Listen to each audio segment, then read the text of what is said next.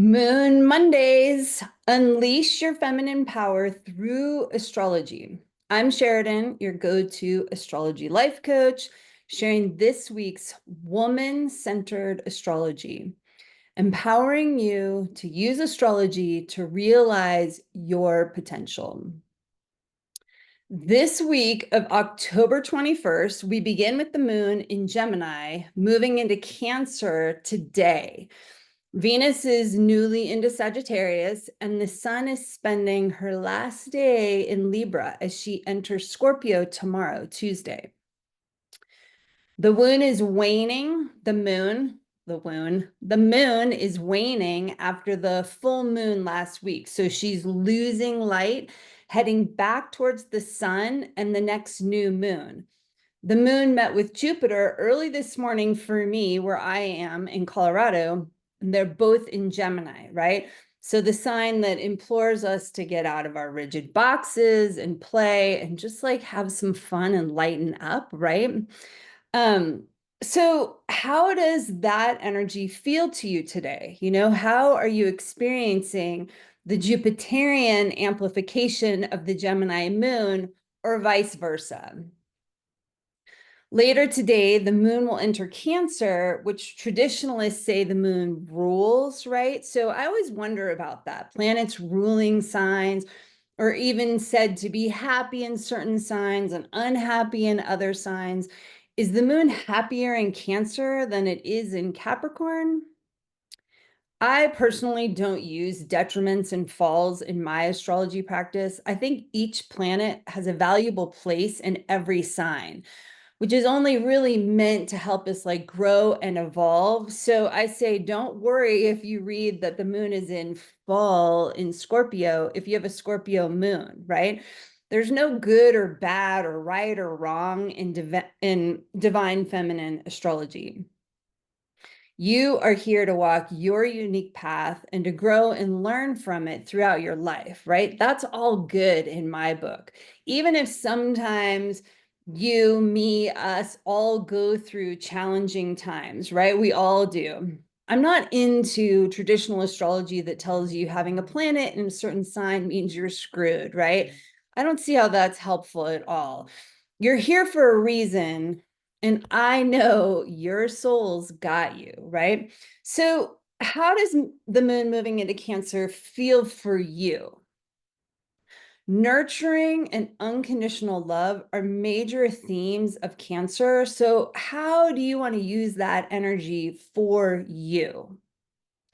Venus, our divine feminine planet, is still moving through Sagittarius, right? The fiery, individualist, philosopher, adventurer sign.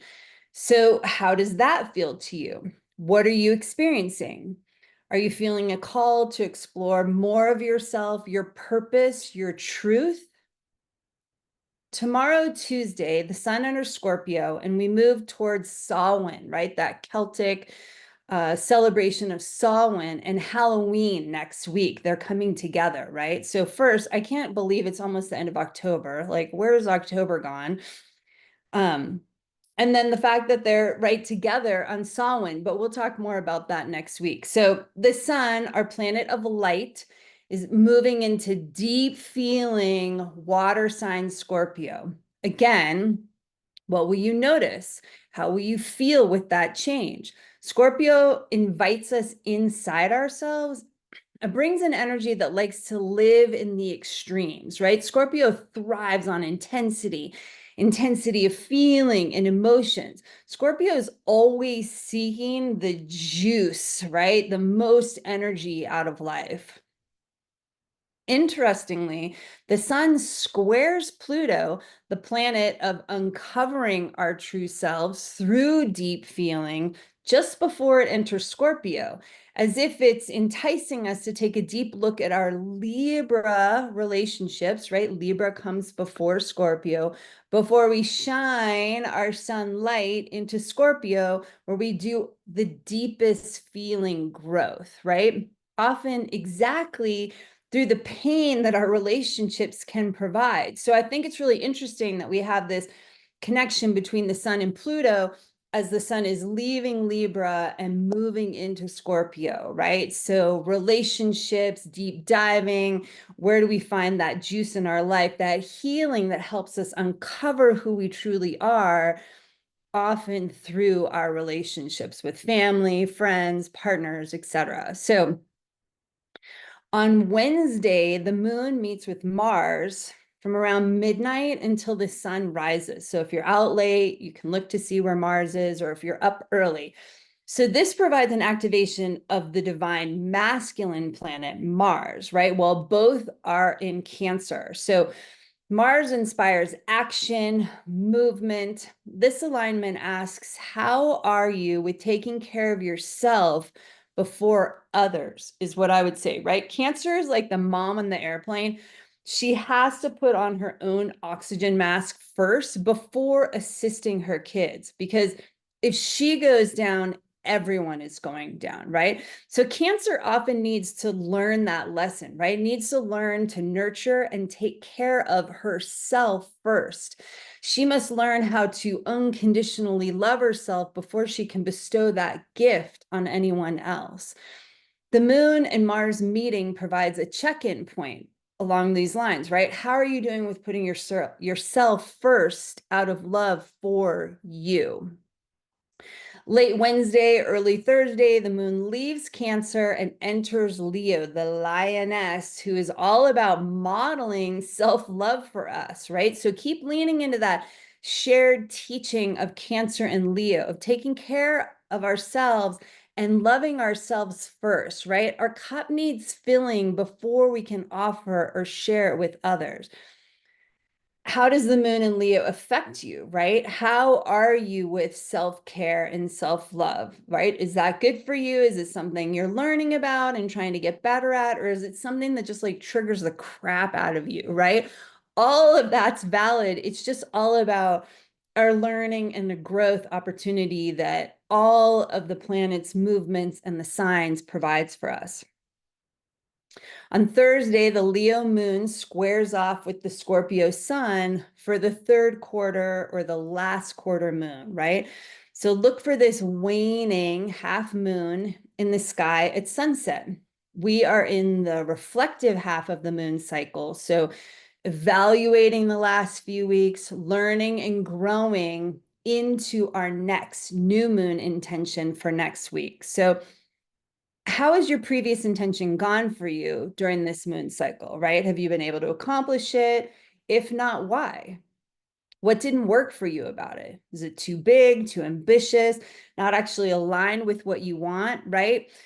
It's not a time to like judge ourselves of what we've done or not done. It's just to take a look and reevaluate, right? So the third quarter moon is the time to take that internal look and begin revising what you want to set your intention for at the Scorpio new moon on Samhain next week, right? Gotta love that timing. Scorpio new moon, Samhain, Halloween, man, all of those energies are converging, which is really fun.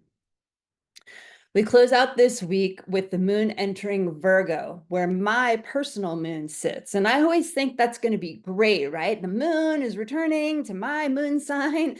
But I often find that while the moon is in Virgo, it brings out my shadow Virgo side of like anxiety and perfectionism. But maybe this go round will be different, right? I'm always trying to grow and evolve. And so I hold out the hope that this Virgo moon will be the one that I'm always looking for. So Virgo, the priestess sign, who reminds us to connect with the earth spiritually and prepare for the Celtic holy day of Samhain next week, right? Where we honor the autumnal energies in the Northern Hemisphere where I live.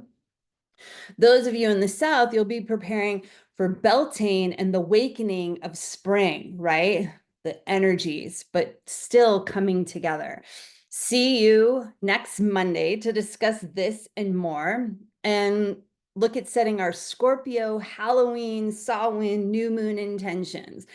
If you want to learn more about creating your ideal life with the moon, you can grab my free guide, 3 Steps to Changing Your Life with the New Moon, at my website, sheridansemple.com, or click the link below.